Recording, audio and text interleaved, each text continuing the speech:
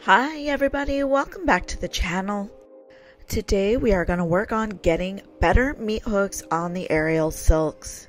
Now I would consider a meat hook more of an advanced beginning conditioning skill on the silks, but I'm still going to dish out some advice for where my beginners can start on their meat hook journey, so you are going to want to stick around and watch this video.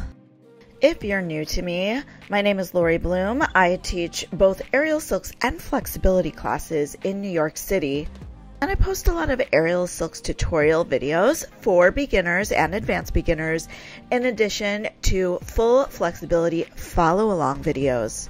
If any of that interests you, I highly recommend you hit the like and subscribe button with the notification bell on. The notification bell will alert you every time I post a new vid. And as always, please remember, the silks are dangerous. You are up in the air, hanging upside down. Please practice with a safety mat underneath your human body. So what is a meat hook? A meat hook is when both legs are kind of hooked over the side of the silks and you are supporting your body weight with your arms and your core. The first step to getting a meat hook is to be able to hold a straddle inversion. So this is for my brand newbies just starting to invert. I always recommend conditioning straddle inversions, meat hooks with wrist locks. That way you won't have to worry about grip strength and you can focus on engagement. So in my straddle invert, I'm squeezing my butt, lifting it high. I'm using my back muscles to pull my chest through my arms. When you're new, keep trying to lift the pelvis up. If for some reason you start falling, absolutely no worries. Use the heels of your feet to catch the silks on the inside, like you are Spider-Man hanging from a web. Once you are re-engaged, chest is pulling forward. You can practice releasing one leg, then the other, and then maybe both, trying to correct yourself every time your hips start to drop. Let's go over this again, but with a side view. Also, in case you forgot, a wrist lock is you hug the silks into your armpits, hands come down around behind the silks, and then circle up and you grab as close to the live end as possible. Always make sure your wrist locks match. From here, I'm going to invert. And again, as soon as I feel myself falling, I catch myself, crawl my feet back up the silks, and continue to lift one leg off, then the other, maybe both. But again, if you start feeling the booty fall, pull the chest forward. All right. So you're good. You can hold a straddle till kingdom come. Let's start working on the first steps to getting those two legs together over the side.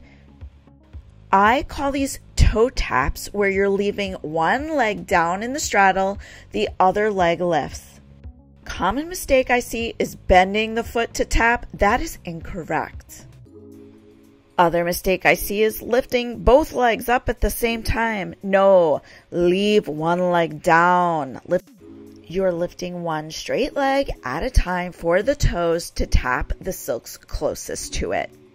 Once that starts to get easy for you, and no cheating please you guys, I'm watching you. I'm watching you from my apartment. I'll know if you cheat. The next step is to reach that one foot behind the silks. Behind the silks, people. Behind the silks means away from your face, to tap the opposite live end of the silks. Your butt might start to fall between each, and if your butt starts to fall in between leg swipes, please take the time to readjust, or else this is going to happen. Ah! Once that booty starts to fall, it takes the entire body with it. All right, next step, we're going to make the letter V as in Victor with our legs. So we come back into that straddle, engage everything, and then lift one leg up and over to the side. Come back to center, lift the other leg over to the side. Again, please notice how between each set, I'm lifting my butt up. All right, if this is easy for you, you're ready to start trying both legs together. Now, I want you to be very mindful about this because, again, when people are first doing this, they kind of bring the bottom leg up to meet the top. You have to leave that bottom leg there and windshield wiper the opposite leg to meet it.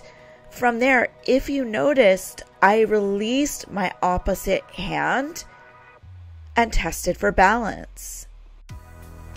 Now, another hot tip, and I don't know if you can really see it in this video because it is super subtle, but I adjust my hips slightly and move them towards the direction I'm bringing that leg.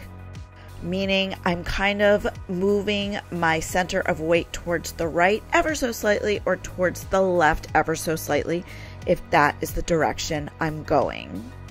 If everything is working for you, the next step you can take would be to only lock one wrist, and that wrist that's locked would be the one that is in the direction your legs are going. So here my legs are going to the right, my right wrist is locked, and I can completely release my left arm. It's hard.